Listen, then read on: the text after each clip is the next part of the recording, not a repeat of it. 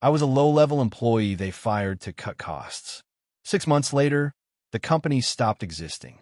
Throwaway for obvious reasons.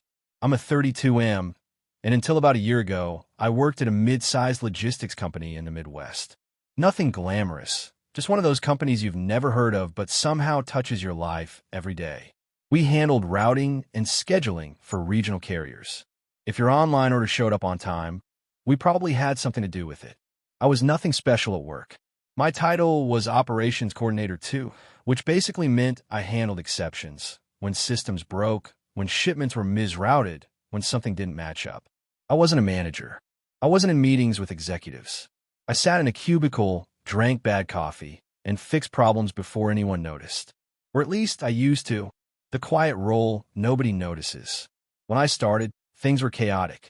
The company had grown too fast, stitched together from acquisitions. Every warehouse had a slightly different system, and none of them talked cleanly to each other. My job became this weird glue between systems. Officially, we had software to track routes and deliveries.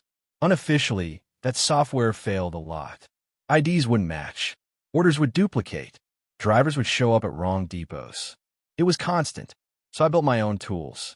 Nothing fancy, just a series of spreadsheets, scripts, and manual workflows I pieced together over time.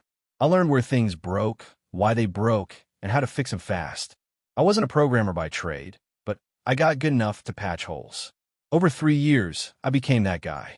If a shipment vanished, they called me. If billing didn't reconcile, they called me. If a new warehouse came online and everything exploded, they called me. I didn't ask for recognition. I didn't get a promotion. But I got job security, or so I thought.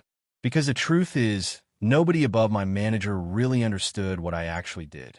To them, I was just overhead. The new leadership. Everything changed when a new executive team came in. Classic story. Private equity buys a stake, installs cost-cutting leadership, and suddenly every department has to streamline. Our new COO was obsessed with headcount. We need efficiency, he kept saying in all-hands meetings. Automation over manual processes. No role should rely on tribal knowledge. I remember hearing that phrase, tribal knowledge, and feeling a little uneasy, because that's exactly what I was. But I wasn't worried. I figured someone, somewhere, understood my value. My manager definitely did. He'd seen what happened when I wasn't around for even a day. I had no idea how wrong I was. The layoff meeting. It happened on a Tuesday morning. I got a calendar invite titled Quick Check-In. HR was on it. That's when you know. I walked into the meeting room, already feeling that sinking feeling, but still hoping it was something else. It wasn't. My manager looked miserable. HR did the talking. Due to restructuring efforts, eliminating redundant roles, position no longer aligned with organizational priorities. You know the script. I asked the obvious question, who's handling exception routing then? There was an awkward pause. My manager said, we'll redistribute the responsibilities across the team. I almost laughed. Respectfully, I said, the rest of the team doesn't know how that system works. The COO, who had dialed in for some reason, cut in. That's exactly the problem we're solving. No process should depend on a single individual. That line stuck with me because it sounded smart. It sounded strategic. It was also completely disconnected from reality. The handoff, that wasn't. They gave me 2 weeks. I tried. I really did. I documented everything I could. I wrote guides for my scripts, step-by-step workflows, escalation paths. But here's the thing. A lot of what I did wasn't documented anywhere. Not because I didn't want to, but because it was reactive. It was pattern recognition. It was years of knowing, oh, when this error code shows up with that mismatch, it's actually this other system failing upstream. You can't fully write that down. I trained 2 people on my team. Good guys, smart enough. But they were already overloaded with their own work, and this was like handing them a second job. On my last day, one of them said, half joking, dude, we're going to be calling you in like a week. I laughed it off. Then I left. Week 1, the cracks. For the first few days, I felt weirdly calm, maybe even relieved. Then I got a text. Hey, quick question. Do you remember how to fix that duplicate routing issue with Depot 14? I answered. It was simple. No big deal. Then another message the next day. Then a call. By the end of the week, I had 5 separate people reaching out. I told them I couldn't keep helping forever. I wasn't bitter. I just didn't want to be the unpaid safety net. They said they understood. They didn't. Month 1, the delays. About a month after I left, I heard through a former coworker that things were a little behind. That was putting it lightly. Without my patches, small issues started compounding. Duplicate shipments weren't getting caught, and time routing errors began slipping through to drivers billing mismatches piled up because nobody knew how to reconcile edge cases. Nothing catastrophic yet, but the system we had was fragile. It always had been.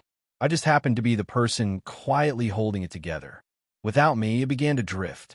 Month 2, the backlog. By the second month, things had escalated.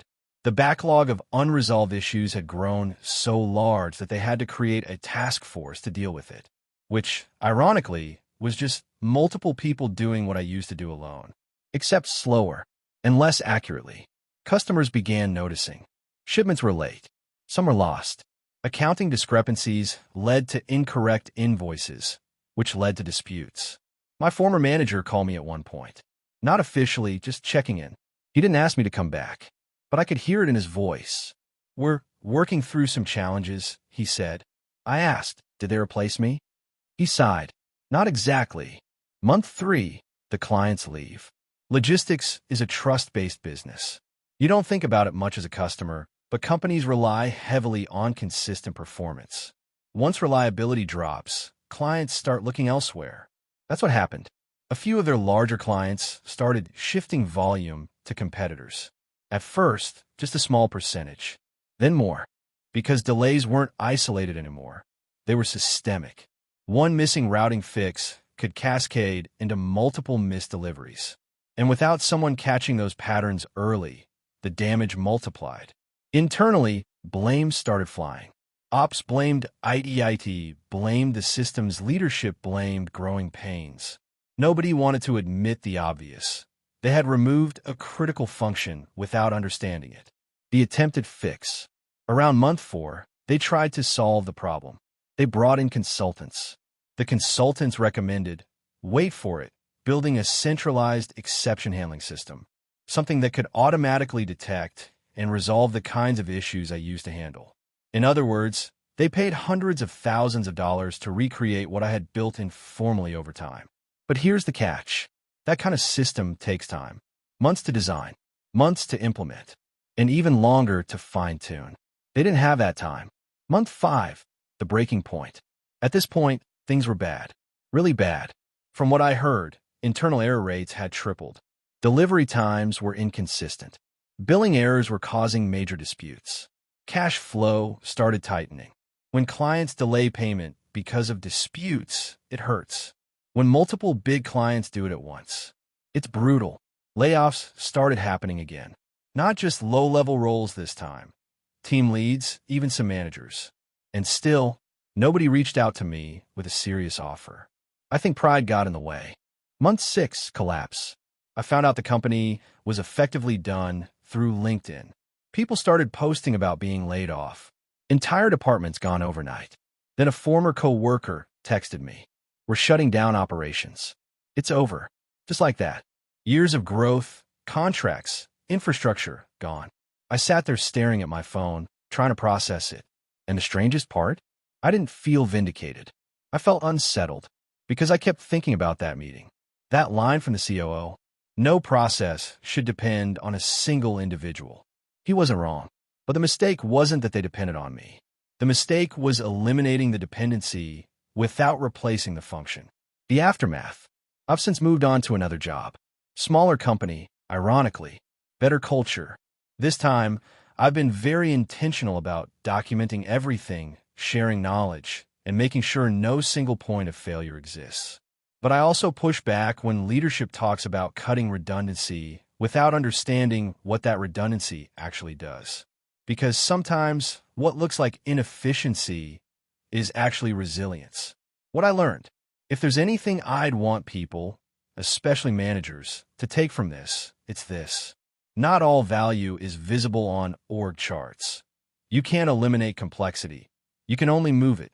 Tribal knowledge isn't always bad, It's a warning sign that short-term cost-cutting can destroy long-term stability. Final thought. I don't think I caused the company to fail. That would be arrogant. But I do think I was a small, invisible piece of a system that only worked because someone was constantly fixing it behind the scenes. And when that piece was removed without understanding its role, everything else eventually came apart. Update 1, about 8 months after the shutdown. Short version, it was worse than I thought. When operations shut down, it wasn't clean. Contracts were still active. Shipments were mid-route. Warehouses still had inventory belonging to clients. The final weeks were chaos. Teams locked out of systems, mid-shift drivers showing up with no instructions, customer service unable to access data, clients sending their own staff to locate shipments. The company didn't wind down. It broke. One former coworker said, "We didn't crash all at once. We slowly stopped being able to fix things." They also almost brought me back. Leadership discussed hiring me as a contractor. The COO rejected it. Bringing him back reinforces the dependency we're trying to eliminate. I later ran into an executive randomly. He said, "We underestimated how much operational knowledge was embedded at lower levels." That's the closest I'll get to acknowledgement. Update 2, 1 year later. I'm at a smaller company now, healthier culture, and I made a decision. I will never be a single point of failure again. Now I document everything, train others, proactively push for real system fixes, call out tribal knowledge early. My manager once said, "Most people try to make themselves indispensable. You're doing the opposite, because being indispensable doesn't protect you. If leadership doesn't understand your value, you're just expensive. What's left of the company is gone. Sold off, absorbed, but the people moved on." One coworker told me, "Now I always look for the you in the system." Final thought for real. Companies don't usually fail because of bad strategy. They fail because small, invisible things stop working, and nobody notices until it's too late. So if there's a quiet person who always fixes things, you might want to understand what they do before you don't get the chance.